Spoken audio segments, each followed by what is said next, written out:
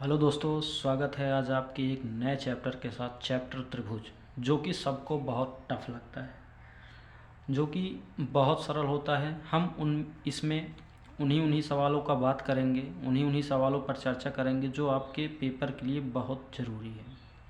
ठीक, तो त्रिभुज चैप्टर है। त्रिभुज में सबसे पहला जो प्रमेय होता है थेल्स प्रमेय, जिसे आधारभूत प्रमेय कहते हैं, समानुपातिक प्रमेय कहते हैं ना, तमाम नामों से उसे जाना जाता है।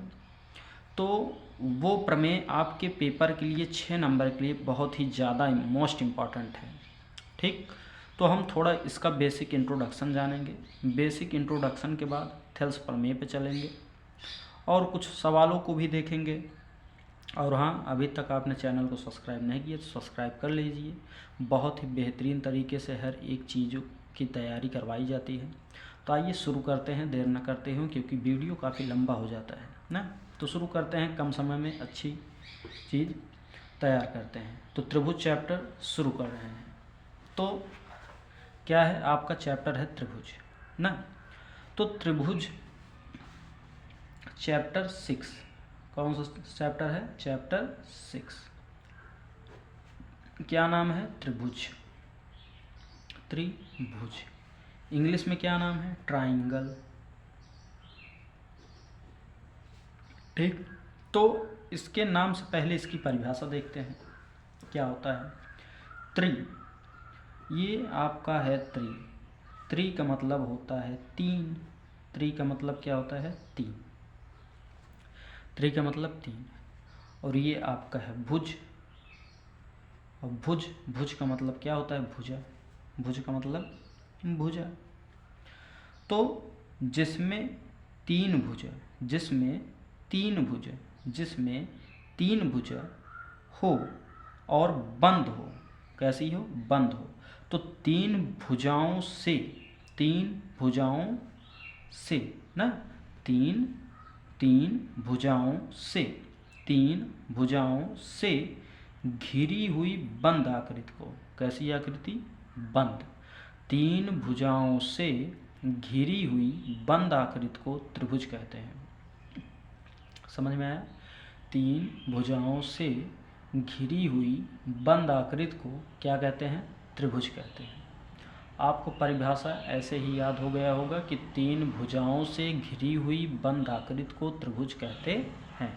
अब आते हैं इसके थोड़ा गणितीय रूप के परिभाषा में। तो क्या कहेंगे? तीन, दो या दो से अधिक ना, या ऐसे तीन असंरेख बिंदुओं से बनी हुई बंद आकृति। क्या? तीन तीन असंरेख बिंदुओं से बनी हुई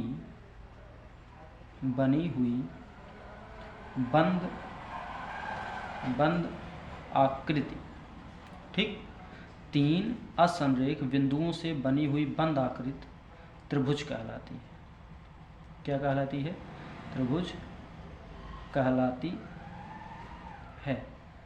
तीन असंरेख बिंदुओं से बनी हुई, तीन असंरेख बिंदुओं से बनी हुई बंद आकृति आपकी क्या कहलाती है? त्रिभुज कहलाती है। ठीक, तो ये त्रिभुज की परिभाषा हुई कि तीन असंरेख बिंदुओं से बनी हुई बंद आकृति त्रिभुज कहलाती है। अब इसमें शब्द आया असंरेख। सर, ये असंरेख क्या होता है? तो आइए देखें हैं कि असंरेख क्या है। तो दो नाम आते हैं, संरेख और एक नाम आता है असंरेख। संरेख और असंरेख। तो संरेख को अगर हम संधि विच्छेद करें तो सम धन रेख क्या होगा? सम धन रेख। ठीक, सम धन रेख। तो सम का मतलब समान रूप से, और रेख मतलब रेखा। सम मतलब समान रूप से, रेख मतलब रेखा। तो जब कोई एक से अधिक बिंदु, कोई एक से अधिक बिंदु या ऐसे बोल सकते हैं, हाँ, अधिक बिंदु। जब अधिक बिंदु कितने से अधिक, एक से, जब एक से अधिक होगा तभी तो बिंदु होगा ना, एक बिंदु तो केवल बिंदु होता है। तो जब एक से अधिक बिंदु, क्या, एक से अधिक बिंदु एक ही रेखा पर स्थित हो ना, जब एक से अधिक बिंदु एक ही रेखा पर स्थित हो तो इस तरह के रेखा को संरेख कहते हैं, इस तरह के बिंदु को संरेख कहते हैं। ठीक, जब भी एक से अधिक बिंदु एक ही रेखा पर स्थित हो तो उसे हम संरेख बिंदु कहते हैं। क्या कहते हैं? संरेख बिंदु। ये किसकी परिभाषा है? संरेख बिंदु की। तो देखिए, ये आपकी एक रेखा है। क्या है ये? एक रेखा है। इस पे अगर एक से अधिक बिंदु हैं, एक से अधिक बिंदु इसी रेखा पर स्थित हैं, तो इसे हम लोग क्या कहेंगे? संरेख कहेंगे। क्या कहेंगे? संरेख बिंदु। क्या कहेंगे? संरेख बिंदु। आशा करता हूँ कि आपको संरेख की परिभाषा अच्छे से समझ में आई होगी कि जब एक से अधिक बिंदु एक ही रेखा पर स्थित हो तो उसे संरेख बिंदु कहते हैं। अब आते हैं असंरेख। जब दो या दो से अधिक बिंदु, जब दो या दो से अधिक बिंदु एक रेखा पर स्थित ना हो, हमने बताया ना, आ शब्द जो होता है वो आपको दर्शाता है नहीं का मतलब, आ का मतलब होता है नहीं। ठीक, और संरेख, सम धन रेख, सम मतलब समान, रेख मतलब रेखा पर, और आ मतलब नहीं। तो जो एक रेखा पर ना हो, जो एक रेखा पर ना हो उसे असंरेख बिंदु कहते हैं। क्या कहते हैं? जो एक रेखा पर स्थित ना हो उसे असंरेख बिंदु कहते हैं। जो एक रेखा पर स्थित ना हो उसे असंरेख बिंदु कहते हैं। जैसे मैं ना ये बिंदु ले लिया, ये बिंदु ले लिया, ऐसे ले लिया, ऐसे ले लिया, ऐसे ले लिया, ऐसे ले लिया। अब इसको जब मिलाएंगे तो ये एक रेखा पर तो है नहीं, ये सब अलग अलग रेखाओं पर है, अलग अलग रेखाओं पर है। तो इसे क्या कहेंगे? संरेख कहेंगे? नहीं कहेंगे ना। तो जब कोई बिंदु अलग अलग जगह पर हो, जो एक सीध में ना हो, उसे हम असंरेख कहते हैं। ठीक, जब बिंदु, जब दो या दो से अधिक बिंदु, जब दो या दो से अधिक बिंदु, क्या, जब दो या दो से अधिक बिंदु एक रेखा पर स्थित ना होकर अलग अलग स्थानों पर हों तो उसे असंरेख बिंदु कहते हैं। जब दो या दो से अधिक बिंदु एक रेखा पर स्थित ना होकर अलग अलग बिंदु पर स्थित हों उसे असंरेख बिंदु कहते हैं। आपको बहुत ही बेहतरीन तरीके से क्लियर हुआ होगा। तो इसलिए त्रिभुज की परिभाषा क्या बनी कि तीन असंरेख बिंदुओं से, तो तीन असंरेख, एक बिंदु यहाँ ले लिया, एक बिंदु यहाँ ले लिया, एक बिंदु यहाँ ले लिया, तो तीन असंरेख बिंदुओं से मिलकर बनी हुई बंद आकृति को त्रिभुज कहते हैं। तो ये आपका त्रिभुज हो गया, ये आपका त्रिभुज हो गया। और त्रिभुज का नाम तीन अक्षरों से लिया जाता है। त्रिभुज का नाम हमेशा कितने अक्षरों से लिया जाता है? तीन अक्षरों से। अगर ABC हमने लिखा है तो ABC लिखेंगे, अगर PQR लिखा है तो PQR लिखेंगे, XYZ लिखा है तो XYZ लिखेंगे। ठीक, NPW लिखा है तो NPW लिखेंगे। मतलब जो यहाँ पर नाम रखा जाएगा ये आपका शीर्ष कहलाता है। तो शीर्ष का जो नाम होगा उसी तीनों को मिलाकर हम एक त्रिभुज का नाम दे देते हैं। और त्रिभुज का प्रतीक जो है ऐसे ही होता है, तो इसे लिखेंगे त्रिभुज ABC, त्रिभुज ABC। और आप क्लास 6, 7, 8 में पढ़े होंगे कि त्रिभुज के तीनों कोणों का योग जो होता है वो 180 अंश होता है। कितना होता है? 180 अंश। त्रिभुज के तीनों कोणों का योग जो होता है वो क्या होता है? 180। अब क्या होता है? त्रिभुज के प्रकार क्या होते हैं? त्रिभुज के प्रकार। अगला हेडिंग क्या हेडिंग है? त्रिभुज के प्रकार। कैसा हेडिंग है? त्रिभुज के प्रकार। केवल 10 मिनट में हमने इतना केवल परिभाषा इसे बताया है, तो सोचिए कितने विस्तार से ये चल रहा है। त्रिभुज के प्रकार। त्रिभुज के प्रकार क्या है? ये एक कोणों के आधार पर बटे हुए हैं, एक भुजाओं के आधार पर ना। किसके किसके आधार पर? कोणों के आधार पर। किसके? कोणों। कोणों के आधार पर। दूसरा किस पर बटे हुए हैं? भुजाओं के आधार पर।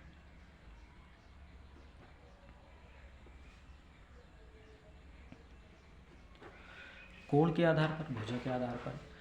अब कोण के आधार पर त्रिभुज 3 प्रकार के होते हैं। कितने प्रकार के? 3। और भुजाओं के आधार पर त्रिभुज कितने? 3। तो मतलब कुल मिलाकर कितने त्रिभुज हुए? 6। कितने त्रिभुज हुए? 6। कोण के आधार पर न्यून कोण त्रिभुज कौन सा होता है? न्यून कोण त्रिभुज।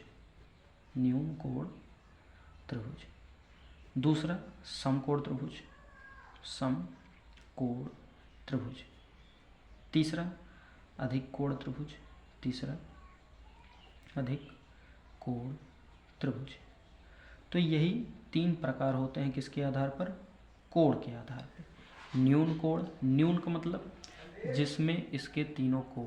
तो न्यून कोण त्रिभुज ऐसे त्रिभुज को कहते हैं जिसमें तीनों कोण न्यून कोण हो। न्यून का मतलब 0 से ज़्यादा हो और 90 से कम हो। 0 से ज़्यादा, 90 से कम। 0 से अधिक, 90 से कम हो, और वो भी तीनों कोण 0 से अधिक हो तीनों और 90 से कम हो तीनों। तो ऐसे कोण को न्यून कोण त्रिभुज कहते हैं। ऐसे कोण को कैसा त्रिभुज कहते हैं? न्यून कोण त्रिभुज कहते हैं। ठीक। अगला है समकोण। समकोण किसे कहते हैं? तो ऐसा त्रिभुज जिसका एक कोण 90 अंश का हो। कितने डिग्री का? 90 डिग्री का। ऐसा त्रिभुज जिसका एक कोण केवल 90 डिग्री का हो, ऐसे त्रिभुज को समकोण त्रिभुज कहते हैं। और बाकी दो न्यून कोण होंगे।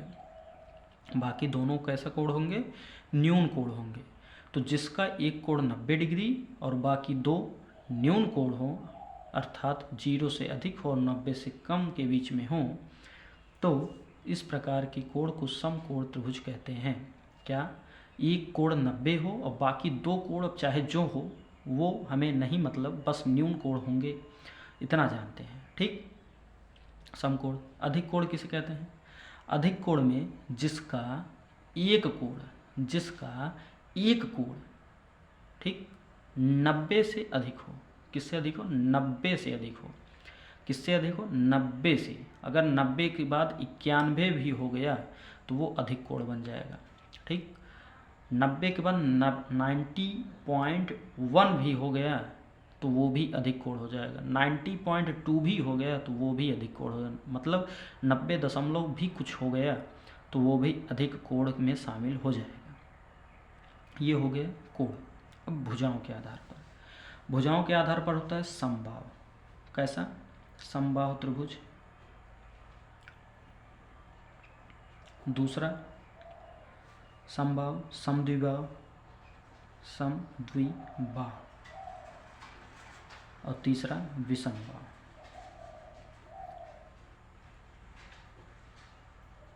देखिए, परिभाषा तो लिखाने की आवश्यकता नहीं, इतनी बार मैं बोल दे रहा हूँ, आप लोग चाहे वीडियो को स्टॉप करके परिभाषा लिख लीजिएगा ना। पेपर में परिभाषा नहीं पूछी जाती, बस आपको कॉन्सेप्ट क्लियर करना है। सभी बेसिक तो एकदम बेसिक से है ये। समबाहु, सम मतलब बराबर, बाहु मतलब भुजा, त्रि मतलब 3, भुज मतलब भुजा। तो ऐसा त्रिभुज जिसकी 3 भुजाएं बराबर हों। ऐसा त्रिभुज जिसकी तीनों भुजाएं क्या हो? बराबर हो। और जब तीनों भुजाएं बराबर होंगी तो तीनों कोण भी बराबर होंगे। तो ऐसा त्रिभुज जिसकी तीनों भुजाएं बराबर हो और तीनों कोण भी बराबर हों, ऐसे त्रिभुज को समबाहु त्रिभुज कहते हैं। ठीक। क्या कहते हैं? कि जिसकी तीनों भुजाएं बराबर और तीनों कोण बराबर, ऐसे त्रिभुज को समबाहु त्रिभुज कहते हैं। ठीक। दूसरा है समद्विबाहु, समद्वि सम मतलब बराबर, द्वि मतलब दो, सम मतलब बराबर, द्वि मतलब दो, बाहु मतलब भुजा। तो ऐसा त्रिभुज जिसकी केवल और केवल कितनी भुजाएं, दो भुजाएं बराबर हों। कितनी भुजाएं, दो भुजाएं बराबर हों, उसे हम, और जब दो भुजाएं बराबर होंगी तो उनके जो सम्मुख कोण होंगे, जो उनके सामने कोण होंगे, बराबर भुजाओं के सामने वाले कोण भी आपस में बराबर होंगे। अर्थात समद्विबाहु त्रिभुज में दो भुजाएं बराबर होती हैं, उनके दो कोण बराबर होते हैं, और एक भुजा बराबर नहीं होती और एक कोण भी बराबर नहीं होता। तो इस प्रकार के त्रिभुज को समद्विबाहु त्रिभुज कहते हैं। अब विषम, विषम का मतलब ही दे दिया है, विषम मतलब कोई भी बराबर नहीं। तो ऐसा त्रिभुज जिसकी कोई भी भुजा बराबर ना हो उसे विषम बाहु त्रिभुज कहते हैं। ऐसा त्रिभुज जिसकी कोई भी भुजा बराबर ना हो उसे विषम बाहु त्रिभुज कहते हैं। ऐसा त्रिभुज जिसकी कोई भी भुजा बराबर ना हो उसे विषम बाहु त्रिभुज कहते हैं। आपको ये बहुत ही बेहतरीन तरीके से समझ में आ गया होगा। अब बढ़ते हैं हम अपने नेक्स्ट टॉपिक पर। अब अगला टॉपिक है सर्वांग सम और समरूप। सर्वांग सम और समरूप।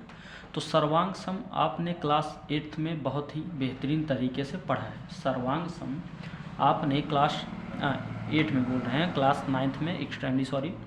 तो सर्वांग सम क्लास 9th में आपने त्रिभुज में बहुत ही बेहतरीन तरीके से पढ़ा होगा। अगर नहीं पढ़ा है, नहीं समझा है, तो अब आपको एकदम वेरीफाई हो जाएगा, क्लियर हो जाएगा, आपको कोई भी कन्फ्यूजन नहीं होगा कि सर्वांग सम आखिर होता क्या है। ठीक, सर्वांग सम और समरूप, सर्वांग सम और समरूप। हाँ, देखिए सर्वांग सम का अगर संधि विच्छेद कीजिए तो सर्व ना, सर्व मतलब सभी, सर्व मतलब सभी, और अंग, अंग मतलब भुजा, अंग मतलब भुजा, और सम मतलब बराबर। हाँ, तो अगर इसका संधि विच्छेद करेंगे तो सर्व धन अंग धन सम, सर्व धन अंग धन सम। सर्व मतलब सभी, सर्व मतलब सभी, अंग मतलब अंग, अंग मतलब भुजा या अंग, और सम मतलब समान या बराबर।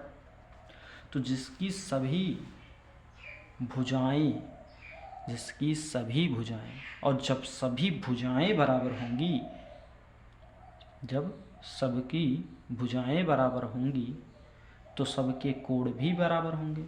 जब सबकी भुजाएं बराबर होंगी तो सबके कोण भी बराबर होंगे। तो इसलिए उसे हम सर्वांग सम कहेंगे। क्या कहेंगे? सर्वांग सम। क्या कहेंगे? सर्वांग सम। तो सर्वांग सम हमने क्या बताया? तो जिसके सभी अंग और सभी कोण बराबर हों उसे सर्वांग सम कहते हैं। जिसके सभी अंग अर्थात भुजाएं और सभी कोण क्या हों? बराबर हों, उसे हम क्या कहते हैं? सर्वांग सम कहते हैं। ठीक। समरूप किसे कहते हैं? ठीक, समरूप। सम, सम मतलब समान, रूप मतलब रूप। तो जिसके रूप एक जैसे हों, जिसके रूप एक जैसे हों, लेकिन इसमें ये नहीं कहा जा सकता कि उसके अंग भी बराबर होंगे। तो सर्वांग सम का मतलब जिसके सभी अंग बराबर हों, जिसके सभी कोण बराबर हों, उसे हम सर्वांग सम कहते हैं। और समरूप में जिसके क्या हो, जो आकृति हो वह समान दिखाई दे। क्या दिखाई दे? आकृति जो है, जो चित्र बना है, जो फिगर बना है, वो समान दिखाई दे। और ये नहीं कहा जा सकता कि उसके कोण भी बराबर हो सकते हैं ना, तो उसे समरूप कहेंगे। ठीक। अब तो ठीक, आपको समरूप और सर्वांग सम में अंतर समझ में आया क्या? कि इसके रूप समान हो सकते हैं, बट जो त्रिज्या है, जो कोण है, वह समान नहीं हो सकता, और हो भी सकता है, मतलब दोनों चीज़ हो सकता है इसमें।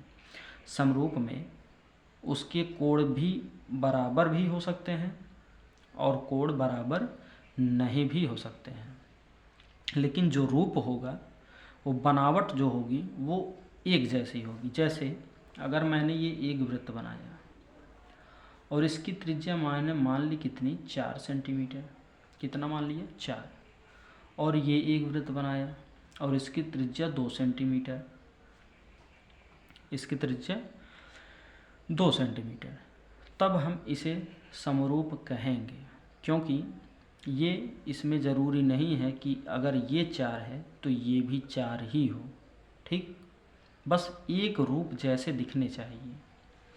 और ये 4 है और ये भी 4 है तो तब भी समरूप है, ठीक। तो हम यह कह सकते हैं कि सभी समरूप आकृतियाँ, हाँ, सभी समरूप आकृतियाँ सर्वांगसम नहीं हो सकती, लेकिन सभी सर्वांगसम आकृतियाँ समरूप हो सकती हैं। सभी सर्वांगसम आकृतियाँ क्या हो सकती हैं, समरूप हो सकती हैं, ठीक। सभी समरूप आकृति सर्वांगसम नहीं हो सकती, सभी समरूप आकृति सर्वांगसम नहीं हो सकती, लेकिन सभी सर्वांगसम आकृति समरूप हो सकती है, लेकिन सभी सर्वांगसम आकृति समरूप हो सकती है। क्लियर। अब हम चलते हैं अपने थेल्स प्रमेय की तरफ। तो इतने इंट्रोडक्शन थे इसके। अब थेल्स प्रमेय क्या कहता है तो उसको हम शुरू करते हैं। थेल्स प्रमेय, जिसे हम बहुत ही प्रेम नाम से, दूसरे नाम से भी पुकारते हैं, क्या, आधारभूत प्रमेय, समानुपातिक प्रमेय, तो ऐसे तमाम हैं। तो आइए देखते हैं आपका थेल्स प्रमेय क्या कहता है। ये आपका थेल्स प्रमेय है। देखिए कहा है कि, देखिए इसके क्या क्या नाम है, आधारभूत आनुपातिक प्रमेय, कोष्टक में थेल्स प्रमेय, या मूलभूत समानुपातिकता प्रमेय, ठीक। अब इसका क्या कहा है, आइए शुरू करते हैं। कहा है कि एक त्रिभुज की एक भुजा, एक त्रिभुज की एक भुजा, मतलब सबसे पहले एक त्रिभुज बनाएंगे, उसमें से एक भुजा, चाहे ए बी भुजा, चाहे ए सी भुजा, चाहे बी सी भुजा के समांतर, ए बी मतलब एक भुजा जो भी लेंगे उसके समांतर खींची गई सरल रेखा, खींची गई सरल रेखा मतलब सीधी रेखा, अन्य दो भुजाओं को, ना कितनी भुजाओं को, दो भुजाओं को, जिन दो बिंदुओं पर प्रतिच्छेद करती हैं, जब एक रेखा जाएगी और दो भुजाओं को तो कहीं न कहीं काटेगी ही, तो दो भुजाओं जहाँ प्रतिच्छेद करती हैं वे बिंदु भुजाओं को समान अनुपात में, अनुपात मतलब बटा, में विभाजित करते हैं, यही हमें सिद्ध करना है, ठीक। क्या सिद्ध करना है, यह जहाँ से कामा लगा है यहाँ से लेकर यहाँ तक जो बोला है ये सिद्ध करना है, और इससे पहले जो बोला है वो सब दिया है, क्या है, दिया है। जहाँ कामा लगा है यहाँ से यहाँ तक ये हमें सिद्ध करने में लिखना है, और कामा से पहले जितना था वो सब हमें दिया है में लिखना है। तो समझ में आ गया, दिया है क्या लिखना है और सिद्ध करना क्या लिखना है, ठीक। तो वे बिंदु भुजाओं को समान अनुपात में विभाजित करते हैं। 2022-23 और नई बुक में 24, 25, 26 ये सब दिया है। तो आइए देखते हैं।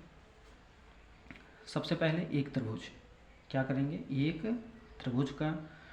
त्रिभुज को ड्रा कर लेंगे, और त्रिभुज ड्रा करने के बाद ए बी सी नाम रखेंगे। कहा था कि एक त्रिभुज हो और उसकी एक भुजा, तो मैंने भुजा BC लिया और उसके समांतर एक रेखा, सीधी रेखा, एक सरल रेखा मैंने खींचा, जिसका नाम मैंने रखा D और E।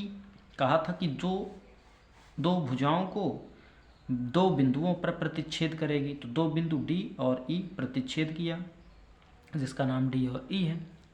फिर प्रतिच्छेद किया तो सिद्ध कीजिए कि जो प्रतिच्छेद की है AD और DB यह अनुपात बराबर होगा AE और EC के।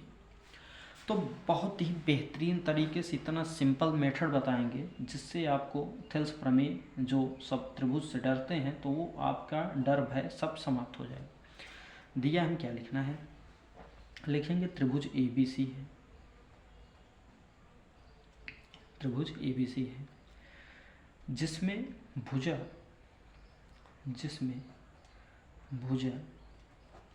BC, जिसमें भुजा BC के समांतर एक सरल रेखा DE खींचा, जो भुजाओं AB और AC को दो बिंदुओं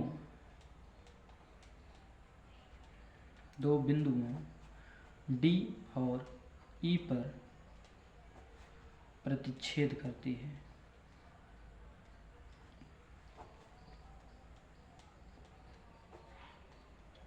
ठीक,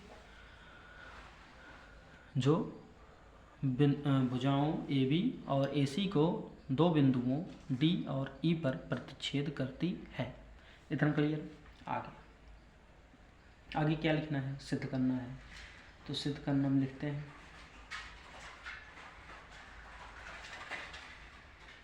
सिद्ध करना हमें लिखना है कि AD बटा DB बराबर है AE बटा EC के। ठीक, आइए उपपत्ति देखते हैं इसकी। उपपत्ति क्या होती है? उपपत्ति में जो त्रिभुज लेना है उसे लिखेंगे। तो त्रिभुज ABC, त्रिभुज ABC व त्रिभुज ADE में। ठीक, ABC व त्रिभुज ADE में क्या क्या आप नियम पढ़े होंगे क्लास 9th में, या हमने नहीं बताया तो कोई बात नहीं। ये समांतर रेखा है, अगर उसे कोई भी तिर्यक रेखा काटती है तो उसके जो संगत कोण होते हैं, ये इसका संगत, ये इसका संगत, ये इसका संगत, ये, हाँ, और एकांतर और अंतः सभी कोण क्या होते हैं, आपस में बराबर होते हैं। जब दो समांतर रेखाओं को एक तिर्यक रेखा क्या करती है, प्रतिच्छेद करती है, तो उनके संगत, अंतः, एकांतर सभी कोण क्या होते हैं, बराबर। तो वहाँ यही नियम यहाँ पर लगाएंगे। देखिए, जब मैंने त्रिभुज बोला ABC, बड़ा वाला ABC, छोटा वाला ADE, छोटा वाला ADE,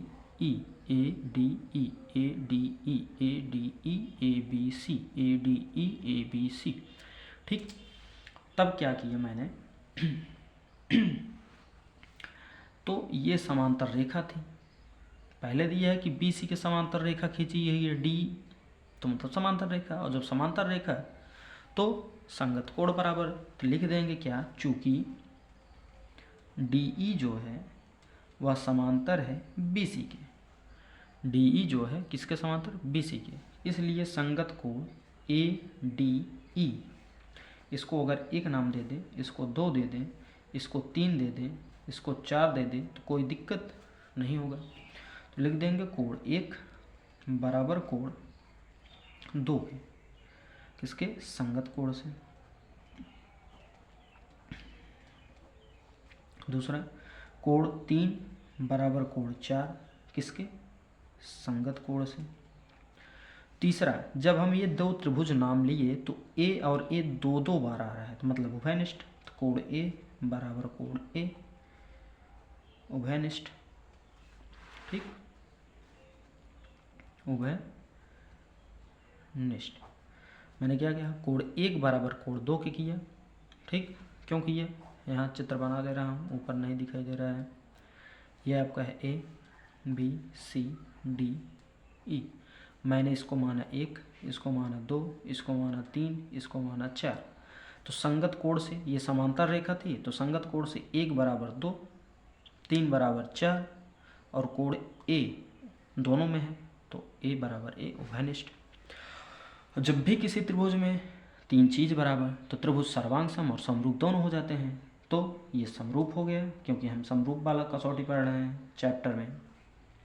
तो क्या हो गया, त्रिभुज ए बी सी समरूप है त्रिभुज A D E.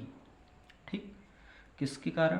Angle angle angle समरूपता से। ठीक, अब क्या लिखेंगे?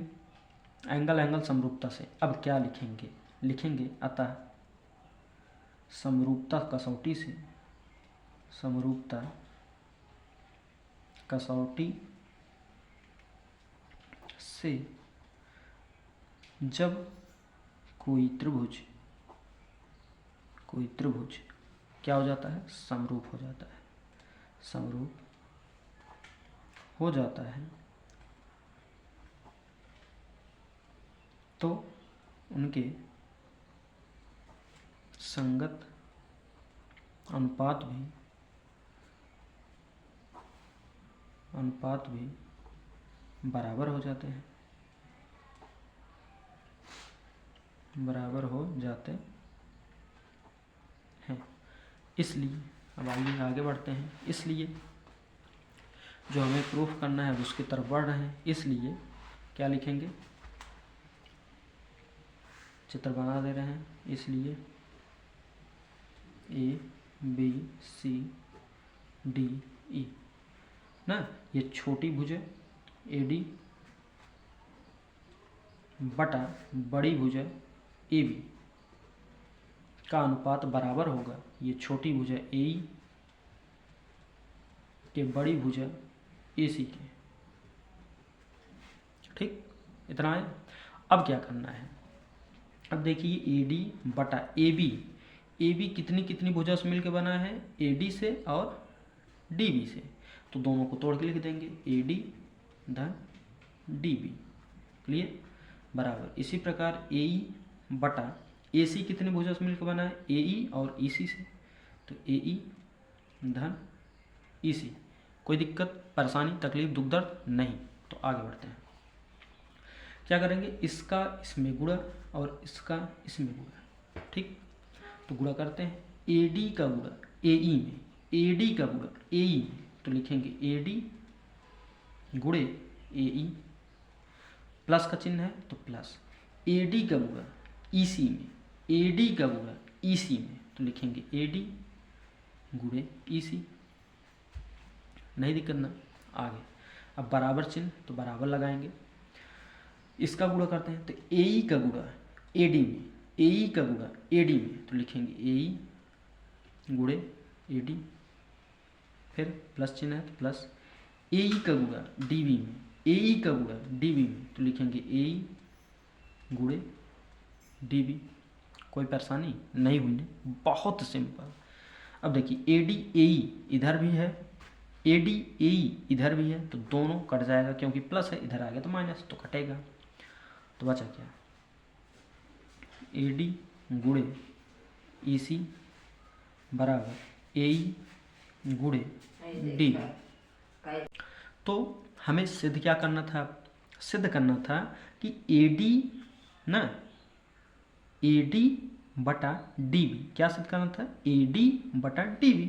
तो देखिए ए डी इधर है तो ए डी लिख दे रहे हैं, ये ए डी हो गया, और डी बी इधर है गुणा में, इधर आएगा तो भाग, तो लिख देंगे डी बी बराबर। फिर ए ई क्या करना? ए ई तो ए ई लिख देंगे, और बटा ई सी तो ई सी लिख देंगे। ठीक, ये आपका हो गया हेंस प्रूव्ड।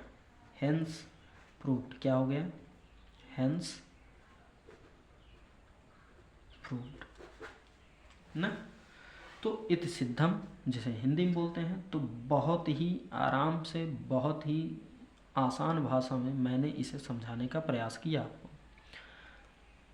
और केवल इंट्रोडक्शन और एक प्रमेय को लेकर केवल और केवल 35 मिनट्स हमें हो चुके हैं ना, 34 मिनट्स। तो सोचिए कितनी आराम से आपको मैंने समझाने का कोशिश किया है। आप समझे या ना समझे, आप शेयर ज़रूर कीजिएगा। आपसे एक रिक्वेस्ट है, सभी तक मेरा ये वीडियो पहुँचे, हमें भी पता चले मैं कैसे पढ़ाता हूँ। थोड़ा कमेंट भी कर दिया करिए तो और अच्छा होगा कि हाँ सर आप अच्छा पढ़ाते हैं, खराब पढ़ाते हैं, क्या पढ़ाते हैं, थोड़ा हम भी जानें। अपने आप को कि मुझे समझाने आता है नहीं। ठीक, तो अब इसी के साथ चलते हैं सवालों पर। किस पर चलते हैं? सवालों पर। तो आइए सवाल देखते हैं। जैसा आपका पहला सवाल, पहला एग्जाम्पल है क्या कि दिए गए चित्र में यदि AD बराबर x+3 है, तो चित्र आपको बना है, तो चित्र हम दिखाते हैं आपको बनाकर। तो ये आपका क्वेश्चन है, बहुत ही सरल है, जो कि आपके एग्ज़ाम अर्थात बोर्ड पेपर में हर साल आता है। हर साल का मतलब हर साल, हर साल का मतलब हर साल। इम्पॉर्टेंट क्वेश्चन है, अच्छे से समझिए, बहुत ही सिंपल। जो प्रमेय पढ़ा है उसी के आधार पर इसे लगाना है। क्या सवाल में आपको दिया है क्या DE समांतर है BC के। क्या DE जो है वो किसके समांतर? BC के। DE जो है BC के समांतर। तो बताइए, आपको थेल्स प्रमेय में अभी मैंने बताया ना कि जो DE है और BC है ये दोनों आपस में समांतर है, बताया था ना। आप कहेंगे हाँ सर, तो जब ये समांतर था तो हमने यही प्रूव किया ना कि इसका बटा इसका, इसका बटा इसका आपस में क्या होता है? बराबर होता है। तो मतलब यही सूत्र लगाना है कि लिखेंगे, चूँकि DE जब समांतर है BC के, हल करते समय लिखेंगे क्या? चूँकि DE जो है वो समांतर है BC के, DE समांतर है BC के, इसलिए AD जो होगा, थेल्स प्रमेय से AD जो होगा वो DB के बराबर होगा, AE जो होगा वो बराबर होगा EC के। ठीक, किसके कारण? थेल्स प्रमेय से। थेल्स प्रमेय से। Any problem? कहेंगे नो सर, कोई बात नहीं। तो AD का स्थान कितना है? x+3, लिखेंगे x+3। DB के स्थान पर कितना है? 3x+9, तो 3x+9 बराबर। AE का स्थान कितना है? x, और इसके स्थान पर कितना है? 3x+4। कोई परेशानी नहीं। तो कहेंगे सर उसमें आपने मल्टीप्लाई, इसमें भी मल्टीप्लाई, तो इसका मल्टीप्लाई इसमें, इसका मल्टीप्लाई इसमें। तो x+3 का गुणा 3x+4 में, x+3 का गुणा 3x+4 में बराबर x का गुणा इसमें, तो ये सिंपल है, तुरंत कर लेते हैं। x का गुणा 3x में, तो 3x स्क्वायर, गुणा करते समय घाते जुड़ जाती हैं, और 3x का गुणा 9 में, तो +9x। कोई परेशानी नहीं सर। x का गुणा 3x में, तो 3x स्क्वायर, बीच में प्लस है तो प्लस। x का गुणा 4 में, तो 4x। फिर 3 का गुणा 3x में, तो 9x, और 3 का गुणा 4 में, तो +12 बराबर 3x स्क्वायर प्लस 9x। आप कहेंगे सर अभी आपने जैसे पीछे बताया था थेल्स प्रमेय में कि दोनों इधर इधर मिलते थे तो काट देते थे, और दोनों का चिन्ह सेम होता था, तो सर इसमें भी कर सकते हैं। बिल्कुल, क्यों नहीं करेंगे। तो 3x स्क्वायर देखिए इधर प्लस है, इधर ये भी प्लस, तो कट गया। 9x प्लस ये भी कट गया। देखिए कितना अच्छा होगा ना। तो बचा क्या? 4x, और ये +12 उधर जाएगा तो -12। ये गुणा है बीच में, उधर जाएगा भाग, तो x बराबर -12/4, और 4 से इसे भाग दे देंगे, तो x बराबर आपका कितना आ जाएगा? 3, माइनस का 3, क्योंकि माइनस है, तो यही आपका आंसर। तो बताइए इजी था नहीं? क्वेश्चन इजी था ना, बहुत इजी है। आइए देखते हैं अपना नेक्स्ट क्वेश्चन, जो कि इम्पोर्टेंट है। ठीक, तो ये दोस्तों आपका सेकंड क्वेश्चन है, उसी टाइप से, जिससे कि आपको और कॉन्सेप्ट अच्छे से क्लियर हो जाए। तो आइए देखते हैं। ये भी आपका 2020 में पूछा है। ठीक, बहुत ही ज़्यादा इम्पोर्टेंट होते हैं ये क्वेश्चन, आते ही हैं हर साल। चाहे तो आप पेपर उठाकर सातों सेट में से एक सेट देख सकते हैं, कोई भी सेट, मतलब सातों सेट में से किसी न किसी सेट में ज़रूर मिल जाता है। ठीक, ये तो हम नहीं कहेंगे कि सातों सेट में आता है, किसी न किसी सेट में ज़रूर आता है, 2-3 सेट में आ ही जाता है ऐसे क्वेश्चन। ठीक, तो देखिए सवाल क्या कहा है कि DE जो है BC के समांतर, DE जो है BC के समांतर, DE BC के समांतर ना। तो हल करेंगे, हल में लिखेंगे चूँकि DE समांतर है BC के, DE समांतर है BC के, इसलिए थेल्स प्रमेय से AD बटा DB बराबर होगा AE बटा EC के। AD के स्थान पर क्या है, कुछ नहीं, तो AD हमें मान निकालना है। DB का स्थान पे कितना है, 1.8 है, ये दशमलव है बच्चा, जीरो मत समझना, 1.8 है, बराबर AE का स्थान पे 2.7 और इसके स्थान पे 8.1। क्लियर। देखिए पॉइंट से ये 7 है, 7, ये पॉइंट से ये पॉइंट खत्म, ये पॉइंट से पॉइंट खत्म, और 27 तियाँ 81 कितना होता है, 27 तियाँ 81, 27 1 27, 27 तियाँ 81, 7 3 21, 3 2 6, 6 2 8, 81। तो बचा क्या, AD बटा 1.8, AD बटा 1.8 बराबर 1/3। क्या करेंगे कि इस 1.8 का गुणा 1 में कर देंगे, तो क्या आ जाएगा आपका, AD बराबर आ जाएगा 1.8, क्योंकि 1 का मल्टीप्लाई किसी में करो तो वही आएगा, और बटा 3। इस पॉइंट को हटाएंगे, पॉइंट हटाएंगे तो अगर ऊपर से हटाएंगे तो नीचे 0 बढ़ेगा, जितने अंक बाद हटाएंगे उतने 0। 1 अंक बाद हटाया तो 1 0, 2 अंक बाद हटाया 2 0, 3 अंक बाद 3 0, तो 1 पॉइंट हटाया तो 1 0। ठीक, अब इसे काट देंगे, तो 2 9 18 और 2 15 30, 3 3 9, 3 5 15। AD बराबर आपको कितना आ गया, 3/5। AD बराबर कितना आ गया आपका, 3/5। तो ये आपका क्या हो गया, फाइनल आंसर हो गया। आशा है कि आपको बहुत ही बेहतरीन तरीके से समझ में आया होगा। हाँ, इसी रिलेटेड मैं आपको क्वेश्चन दे रहा हूँ, जो कि आपको अपने घर से करके, अर्थात कमेंट बॉक्स में कमेंट करके मुझे बताना है कि हाँ सर मुझे आ गया बहुत अच्छे तरीके से। ठीक, दे रहा हूँ 2-3 क्वेश्चन, देख लीजिए। तो ये गाइस 2 क्वेश्चन आपके लिए है ना। ये पहला क्वेश्चन आपका HW है, जो आप हमें कमेंट बॉक्स में कमेंट करके देंगे। ठीक, क्या है कि त्रिभुज ABC है जिसमें DE जो है BC के समांतर है, ये हमने लिखा है DE जो है BC के समांतर है। तो x का मान, जैसा कि मैंने पहला एग्जाम्पल बताया, x का मान उसमें निकालना था, तो इसमें भी वही करना है।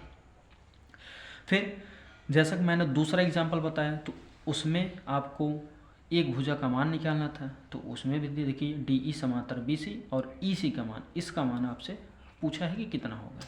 ठीक, तो इस प्रकार से ये 2 क्वेश्चन आप हमें कमेंट बॉक्स में कमेंट करके बताएंगे। तो हम बढ़ते हैं अपने फिर से एक नेक्स्ट मोस्ट इम्पॉर्टेंट क्वेश्चन की तरफ, जो कि बहुत ही ज़्यादा पेपर में पूछा जाता है और आप देख भी सकते हैं। ठीक, एक क्वेश्चन ये भी आप कर सकते हैं जो अभी हमने एग्जाम्पल बताया, और जो 2 क्वेश्चन होमवर्क दिया उसमें से एक क्वेश्चन ये भी आप होमवर्क ले लीजिए। ठीक, देखिए चित्र में DE समांतर BC, DE समांतर BC और CE का माप पूछा है 2024 में 90। अगर आपको भरोसा ना हो तो देख भी सकते हैं कि आता है कि नहीं, ये सब क्वेश्चन तो हर साल आता है। तो ये आपका चित्र है, ये आपका ऑप्शन है, इसमें से जो ऑप्शन सही होगा वो आप हमें कमेंट बॉक्स में कमेंट करके बताइएगा सॉल्व करके। ठीक, बढ़ते हैं अपने नेक्स्ट मोस्ट इम्पॉर्टेंट क्वेश्चन के साथ, जो कि आपके बोर्ड पेपर में आता है। ये है सवाल नंबर 4। देखिए 2024 में आया है कि नहीं आया ना, तो यही बात है। तो ये हम आपको बताने चल रहे हैं। नहीं तो दोस्तों वीडियो बहुत लंबा हो जाएगा, तो इसलिए हम इस क्वेश्चन को नेक्स्ट वीडियो में बताएंगे। और इसी क्वेश्चन को नहीं, ये क्वेश्चन हुआ, ये क्वेश्चन हुआ, आपको देखिए मोस्ट इम्पॉर्टेंट है, 2025 में भी आया है। ये हमारी पुरानी बुक है तो इसलिए इसमें नहीं है, जिसे हम कोचिंग कराते हैं उसको किताब में देखे हैं, वो नई बुक ली। ठीक, तो इसी के साथ हम पढ़ाएंगे नेक्स्ट वीडियो में मोस्ट इम्पॉर्टेंट क्वेश्चन। तब तक के लिए धन्यवाद। ठीक, तो ये आप हमारा चैनल अगर नए हो तो सब्सक्राइब करिएगा, अच्छा लगा हो तो कमेंट भी एक प्यारा सा कमेंट कर दीजिएगा। ठीक, मिलते हैं नेक्स्ट वीडियो में।